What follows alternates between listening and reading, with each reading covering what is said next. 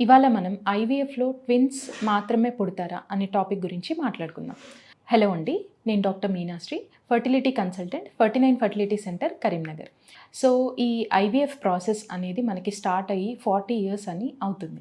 So ఈ 40 ఇయర్స్లో మనకి టెక్నిక్ అనేది గ్రాడ్యువల్గా ఎవాల్వ్ అవుతూ అడ్వాన్స్ అవుతుంది. సో ఇందులో ఇనిషియల్గా మనము ఐవీఎఫ్ స్టార్టింగ్ స్టేజెస్లో మోస్ట్లీ డే 3 ట్రాన్స్ఫర్స్ అనేవి చేసేవాళ్ళు. సో ఈ డే 3 ట్రాన్స్ఫర్స్ చేసినప్పుడు యూజువల్లీ 3 or 4 ఎంబ్రియోస్ అనేవి ట్రాన్స్ఫర్ చేయడం జరిగేది.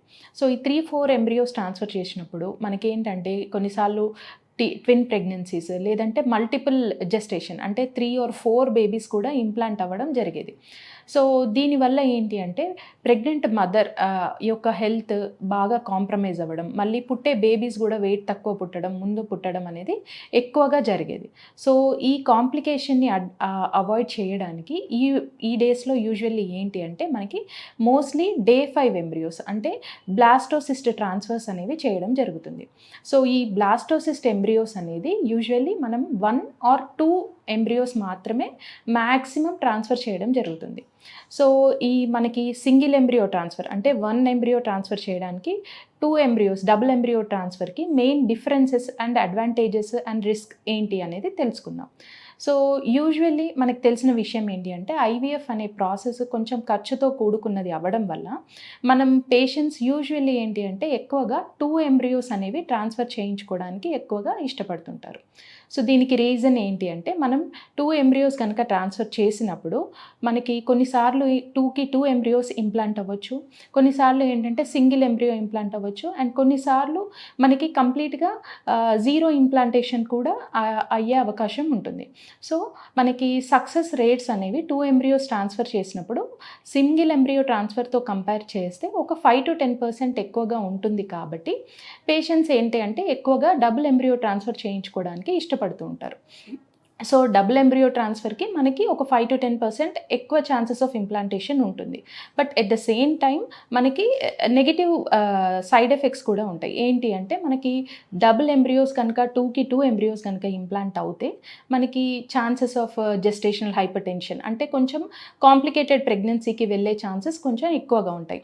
అంటే హైపర్టెన్షన్ ఛాన్సెస్, లేదు అంటే డయాబెటీస్, జెస్టేషనల్ డయాబెటీస్ వచ్చే ఛాన్సెస్ కానీ, ప్రీటర్మ్ బర్త్స్ అంటే ఆ ప్రెగ్నెన్సీ అనేది 9 నెలల వరకు వెళ్ళకుండా 7-8 మంత్స్లో ముందే డెలివరీ అయ్యే అవకాశం ఎక్కువగా ఉంటుంది. ఎట్ ద సేమ్ టైం అలా గనక మనకి ప్రీటర్మ్ డెలివరీస్ అయితే పుట్టే బేబీస్లో కూడా మనకి హెల్త్ కాంప్లికేషన్స్ అనేవి కొంచెం ఎక్కువగా ఉండే ఛాన్సెస్ ఉంటాయి. So వేరాస్ when coming to single embryo transfer, so single embryo transfer యొక్క అడ్వాంటేజ్ ఏంటి అంటే ఇన్ కేస్ మనం ఆ సింగిల్ ఎంబ్రియో కనుక మనం వేసినప్పుడు ఇంప్లాంట్ అవుతే సో ఆ ప్రెగ్నెన్సీ అనేది చాలా స్మూత్గా ఆ 9 months అనేది వెరీ మినిమల్ కాంప్లికేషన్స్తో వెళ్ళే అవకాశం అనేది ఎక్కువగా ఉంటుంది. సో ఈ హైపర్ టెన్షన్, డయాబెటీస్ కానీ, ప్రీటర్మ్ రిస్క్ కానీ ఇవన్నీ తక్కువగా ఉండడం వల్ల సింగిల్టన్ ప్రెగ్నెన్సీ ఏదైతే సింగిల్ బేబీ ఉన్న ప్రెగ్నెన్సీ ఉంటుందో అది మనకి లాంగ్ టర్మ్లో మంచిగా ఉండే ఛాన్సెస్ ఉంటాయి అండ్ బేబీ హెల్త్ కూడా ఎక్కువగా హెల్తీగా ఉండే అవకాశం ఉంటుంది. బట్ ఈ సింగిల్ ఎంబ్రియో ట్రాన్స్ఫర్ ఉన్నప్పుడు ఏంటి అంటే మనకి కొంచెం implantation chances compared to double embryos కొంచెం తక్కువగా ఉండే అవకాశం ఉంటుంది. సో దీనిని మనం కవర్ చేసుకోవడానికి ఈ మధ్యలో మనకి ప్రీ ఇంప్లాంటేషన్ జెనెటిక్ టెస్టింగ్ అనే టెక్నిక్ కూడా అవైలబిలిటీలోకి వచ్చింది. సో మనం ఈ ప్రీ ఇంప్లాంటేషన్ జెనెటిక్ టెస్టింగ్ కనుక ముందే ఎంబ్రియో పైన చేసుకుని ఆ ఎంబ్రియో కనుక జెనెటికల్లీ నార్మల్ ఉంది, యూప్లాయిడ్ ఉంది అని తెలిస్తే మనం అటువంటి ఎంబ్రియోని కనుక మనం ట్రాన్స్ఫర్ చేసుకుంటే సక్సెస్ రేట్స్ అనేది డెఫినెట్గా మనకి ఎక్కువగా ఉండే అవకాశం ఉండొచ్చు. అండ్ స్పెసిఫిక్గా మనము పేషెంట్ ప్రొఫైల్ సెలెక్షన్ కూడా చేస్తాం. సో కొంతమంది పేషెంట్స్ ఎవరైతే ఏజ్ కనుక 40 years కంటే ఎక్కువగా ఉండడం, లేదు అంటే వాళ్ళ గర్భసంచి కెపాసిటీ అనేది చిన్నగా ఉన్నా అటువంటి పేషెంట్స్లో ఖచ్చితంగా మనము డబుల్ ఎంబ్రియో ట్రాన్స్ఫర్ అనేది ప్రిఫర్ చేయము. మెయిన్లీ వాళ్ళకి ఏంటి అంటే సింగిల్ ఎంబ్రియో ట్రాన్స్ఫర్ అనేది ప్రాబబిలిటీ అంతా ఎక్స్ప్లెయిన్ చేసి సక్సెస్ రేట్స్ ఎక్స్ప్లెయిన్ చేసి సింగిల్ ఎంబ్రియో ట్రాన్స్ఫరే ప్రిఫర్ చేయడం జరుగుతుంది.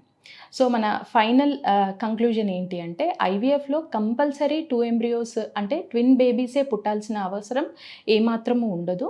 So based on patient profile selection and వాళ్ళకి ఉన్న కండిషన్ అంతా మనం చూసి పేషెంట్కి క్లియర్గా సక్సెస్ రేట్స్ అనేవి ఎక్స్ప్లెయిన్ చేసి ఇన్ కేస్ పేషెంట్కి విల్లింగ్గా ఉంటే మనం సింగిల్ ఎంబ్రియో ట్రాన్స్ఫర్ కూడా చేయడం జరుగుతుంది.